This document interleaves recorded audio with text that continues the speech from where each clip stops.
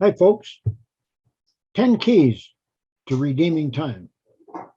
Man, I just saw this post on Facebook, and it makes a whole lot of sense. And what are we talking about redeeming time? If you're like me, you have undertaken things based on the situation, maybe last year, maybe 10 years ago. And sometimes when we start doing things, we become like a creature of habit and never stop. So in fact, Barbara and I were in Florida between Christmas and New Year's, and that was one of the tasks I had for myself, was to determine what things are contributing to my plan for this year and what things aren't. So obviously, the things that will and are contributing to my plan for this year, goals and objectives, I need to do more of them. And the things that really aren't helping, I need to stop doing them. And, we should take that into every part of our life. Now we're in the mid-January now. Most people make New Year's resolutions, probably blown them up by now. But wouldn't this be an ideal time to figure out the 10 keys to redeeming our time? Okay, let me read them off. Plan and document your plan. I already discussed that, but you need to have a plan of where you want to be. Obviously, for that plan, you've got to consider where you are right now, because it's kind of hard to travel anywhere to get to a destination if you don't know where your starting point is. But you need to plan and you need to document your plan. I've done both of this, and I hope you have too. Then you got to establish your priorities. What is really important to you? I mean, we can look at this generically, what's important, serving God, my family, my business, etc.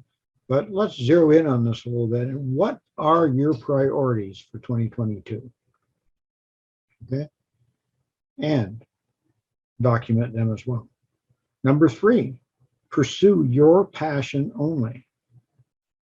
That's kind of an interesting comment, but are you pursuing somebody else's passion for 2022? Are you pursuing your passion? I recommend you pursue your passion.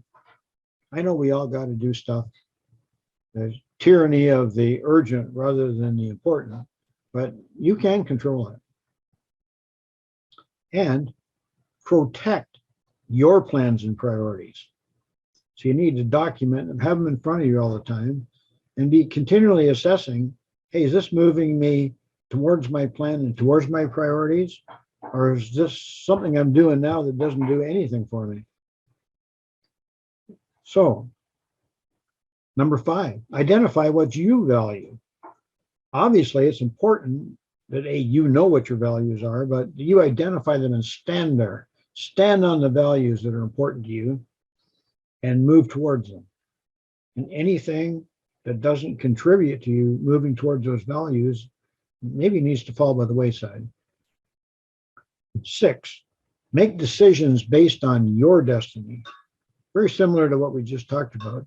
But are you making decisions based on where you want to be? Are you basing decisions based on where somebody else wants you to be? Right? 7, inventory your associations. I'm going through that right now. I've been part of some groups, some networking groups, some home business groups, and a little bit of this, a little bit of that. That I started them for good reasons at the time, but things have changed.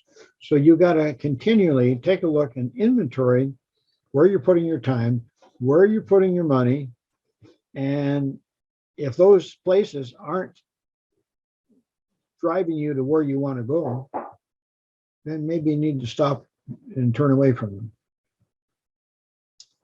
8, review your investments. That's almost the same as the last one, right? What are you putting your investment of time and money into? So you need to be looking at what's important. That's what I'm doing right now. And 9, probably goes without saying, do not try to please everybody. That's impossible. You got to do what's important to you. 'Cause I hate to tell you this, but you can't please everybody. If you try to please everybody, you won't please anybody and you won't please yourself. 10. Maybe this is a big one. Forget the past and pursue your design for the future. And that's what we talked about all along here, right? Forget the stuff from the past. The past is the past. And look at what you want to do today to move you into your future. So you want to pursue your design for your future. And if what you're doing in the past and what you're doing today doesn't cut it, cut that, right? So I encourage you to take a look at that. I'll put this in a graphic so you can see it. But do stuff that gets you where you want to be. I mean, on a personal note, our goal is where we want to be at 2022 is freedom. We want the ability to earn income remotely, so to speak, so that you don't have to be at a certain place at a certain time, where you can control your schedule. Like right now, we got about a foot of snow out here, and it's not my first choice of where to be. So I guess if I was there already, I wouldn't be here in the snow. Got a motorhome outside that would be happier in Florida or somewhere, Texas, I don't know. So do what's right for you.